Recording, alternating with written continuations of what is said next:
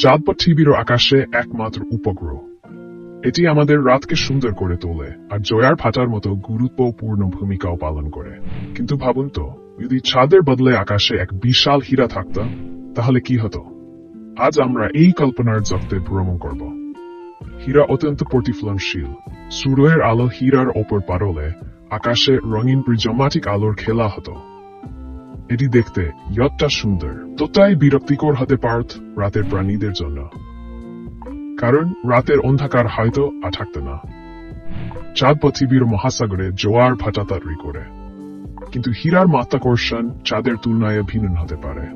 ফলে পৃথিবীর সমুদ্রের জোয়ার ভাটা হওয়া কম শক্তিশালী হতো, নয়তো একেবারেই বদলে যেত।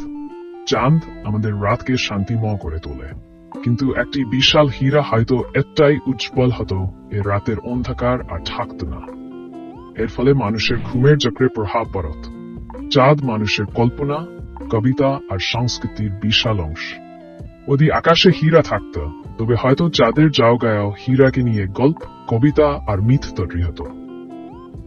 চাঁদ আমাদের জন্য শুধু সুন্দর নয়, পৃথিবীর পরিবেশ ও বাস্তু সংস্থানের ভারসাম্য রক্ষার জন্যও গুরুত্বপূর্ণ। হীরা হয়তো চমৎকার লাগত, কিন্তু প্রকৃতির নিয়মে চাঁদের গুরুত্ব অপরিসীম।